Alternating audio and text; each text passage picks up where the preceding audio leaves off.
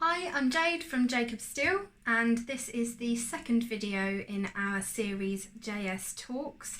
Today I am going to be speaking to Education and Behaviour Specialist Adele Bates. So let's go. Hi Adele. Hello, good afternoon. How are you? All right? Yes, we're doing all right in this madness. Thank you. Good.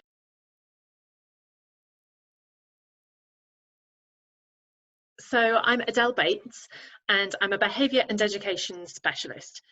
So what that really means is I work with students who have particular needs around behaviour. And so usually I work in a school part-time. It's a special school for pupils with what we call SEMH, so it's social, emotional, mental health needs. So for example, these might be pupils who have experienced difficult childhoods or trauma, abuse, neglect, or maybe some kind of other mental health need. And most of the pupils I work with have been excluded from mainstream schools. So they have a real particular need around education and their behaviour. So I do that part-time, and then the rest of the time I'm writing articles, speaking at conferences, leading training around how to work with these particular young people.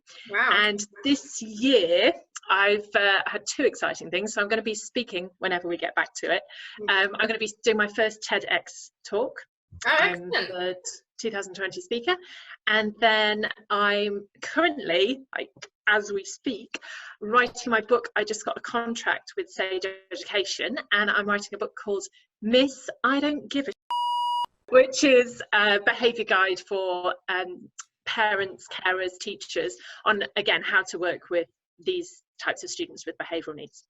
Wow, amazing. Is there a particular age range that you work with? So mainly I work with secondary schools, so 11 to 16. However, it's not as clean cut as that. There's actually nothing clear cut when it comes to these young people. So I tend to work with those students myself that age, but I will train other teachers. And I've recently been training actually librarians around Brighton and Hove, who they bought one of my training packages because they wanted to support their librarians on how to work with all the young people that come into the library and cause a little bit of havoc. It kind of depends on the range of whoever organisations and schools are working with.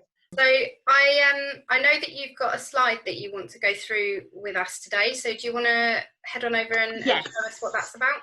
Yes, I will. And before that, just to kind of give it a bit of context. So last week, was it last week, or the days are merging, aren't they? Yeah, they are. One of those days that we've had, I was really excited to be invited by the Adopters Hub. So that's an organisation that works with parents of adoptive children. And I was asked to go on there and do a masterclass webinar, which is my first webinar, which is terrifying. Aww. And to support the parents on how to homeschool, because essentially, I mean, as we're recording this now, it's the first week back after the Easter holidays, and we have all our new teaching recruits across the country, possibly the world, who are trying to work out what homeschooling is. Yeah. And that's hard enough as it is. And then if you have a child who does have particular behavioural needs, there's a lot more that needs to be considered in that. Mm-hmm. Now, I think one of the main things that came out of the webinar last week was that, in a way, parents and carers, you're at a real advantage to teachers in this. And I really want to let you know that you know your kids better than we do as teachers. And that's where you can really start with this homeschooling. So there's a lot. I've just kind of noted down a couple of questions that I keep getting asked. The first one is, what should we be doing? And it's something that I'm keeping an eye on a lot in terms of what government are suggesting, what the Department of Education is putting forwards. And essentially right now, there's no actual guidance. So if a school is pressuring you to do lots and lots with your child, and it's not working for your child, and it's distressing them, and it's making them like really react in a negative way, you actually don't have to be doing it. And I think that's one of the most important things at this time. I think you've had a speaker on here before interviewing that our well-being is the paramount. Yeah. And I want to give a big permission slip to any carer or parent right now to just say, look after yourself first and make yourself and your children as happy as you can. That's the important bit.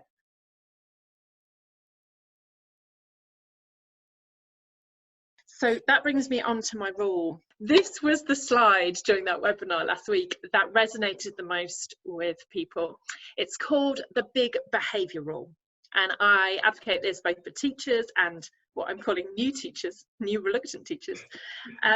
The behaviour rule is that anything that I or any well-meaning teacher, head teacher, parent, carer, grandparent, politician, therapist, Twitter feed, Facebook link, anything that anybody advises that does not work for you in the best interest of your child, you have the right to override it.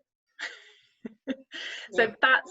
that's the biggest one, because I think there's been so much pressure to start up this homeschooling. Yeah. And if we're doing it at the detriment of our own health and therefore the detriment of our children's health, it's actually going to have a very negative effect in the end. Yep. So that's the kind of big thing that I put every foundation on. And then just kind of going from there, okay, so let's say you think your child is ready to learn, and maybe you're still a bit lost about how to do that. There's and I've had lots of conversations with carers and parents are going, I hate maths, how am I going to teach maths, you know? And they don't teach maths how they used to teach maths. There's that lovely there's that really lovely scene. Have you seen The Incredibles? The Incredibles 2? Yes, I have. Yeah. It's that brilliant moment when Mr. Incredibles has to try and teach maths to his small son, and he's just like, why have they changed maths? And I think some parents and carers are going through that right now, like, how can I teach this? You know, I hated it when I was at school. And so, I mean, if you have a look at the webinar, I go into this in a lot more detail, but the best thing to do is to find out what works for you. So let's say you don't mind teaching English and history, but you are a bit lost with maths. You can have that conversation with your child and say, okay, well, you know, I'm not really a teacher and I'm not that great at maths. Why don't you be the teacher this time? And let them share with you what they've been doing at school or the kind of things that they're interested in. And another thing, just I think the last thing to kind of round up the main points that I've been sharing is this thing about routine. There's a big kind of discussion about we should have routine, it should all be free. And again, you've got to find the balance that works for you and your children. So some ways to do that is to actually just have a conversation with them. If they're non-verbal, so some children might not be able to speak, then you can use different communication methods to see that, okay, if you try and do an activity with them in the morning, does that make them feel good or does that make them feel bad? It could be really simple like that, and trying to get them involved into working on a routine that works for everybody in the house. Because I know as well, in some houses we've got a lot of people in a small space, and actually a full school day every day is probably not that practical. Yeah. So yeah. I mean, I've heard some fantastic ideas. So particularly children with behavioural needs or additional learning needs, sometimes they find it hard, the change. So for example, when you go to school, you get dressed into a uniform, you transport yourself in some way there, you arrive, you go through a physical door, you meet a whole new set of adults who have different expectations to the adults at home. Yeah. And now we're really blurring those boundaries. And for those young people who find change difficult at the best of times, like, honestly, Dad, why are you trying to be a teacher? We're not. And it can be really confusing. So some things that I've heard that people are doing are trying to demarcate that this is school time and this isn't. And one parent shared with me that she actually takes a register. Oh, really? So that's primary school age children, and she'll take a register of like her 2 children, and but it gets the children in the mindset of, oh yeah, learning schoolwork, and it just prepares them. Yeah. So sometimes the settling, especially when it comes to behaviour, could just be, I'm not ready, I'm not in that space yet. Yeah. So that's been fun to hear about. With the teenagers, it doesn't work quite so much, it doesn't go down quite as well, but you could have it's 45 minutes phone in the box lesson time. you know, it could be, you can do it quite casually, but just something to demarcate it. That's really, really helpful. I mean, obviously for me personally, I think I mentioned to you before we started, I've only got a 2-year-old. So that the whole homeschooling thing doesn't really affect me, but I know loads of people that it does affect. And I think the fact that you've come on and you've separated those ages as well, and how you can set up things for different age groups, I think that's really, really helpful. So thank you for that. You're very welcome. A lot of parents have just found out which schools their children are going to be put into. So perhaps, you know, not children that have been receiving an education, but maybe preparing them for that step into education. That's, I mean, that's such a pivotal moment in a child's education journey, isn't it? That primary school to secondary school. So I'd suggest anything you can do to give them an idea of what secondary school might be like. So whether it's going to the school's website, looking at the photos, maybe looking at the photos of the staff and the area, maybe looking at a map, maybe even on one of your walks, on your daily walks, you could, you know, plot the map, plot the route of the map towards the new school. So you're trying to take out, again, as many unknowns as you possibly can beforehand, because really this term, summer term, usually is the time when the year sixes have their transition day into secondary schools. So anything you can do to emulate that. It might be worth as well getting in contact with the secondary schools to see if they have any virtual tours of the school or something. It is possible that schools might be doing that kind of thing. So anything you can do.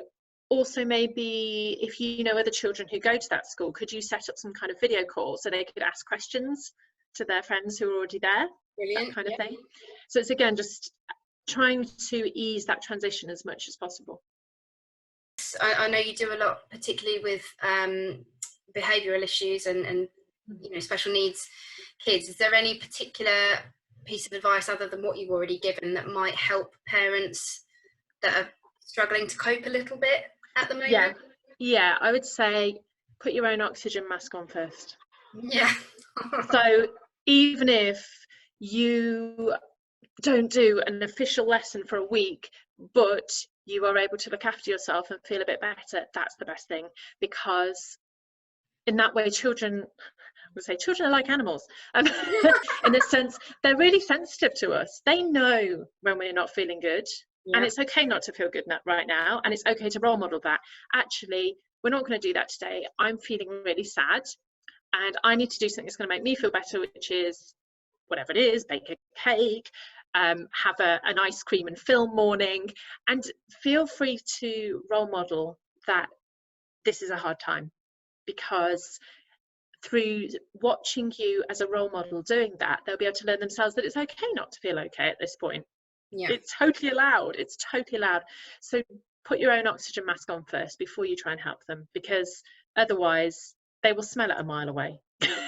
They do. You know, those times when you're going, come on, it's all fine, let's just do it. No. I mean, I bet even your 2-year-old can sense that. Oh yes, 100%. 100%. There we go. So please put your own oxygen mask on first.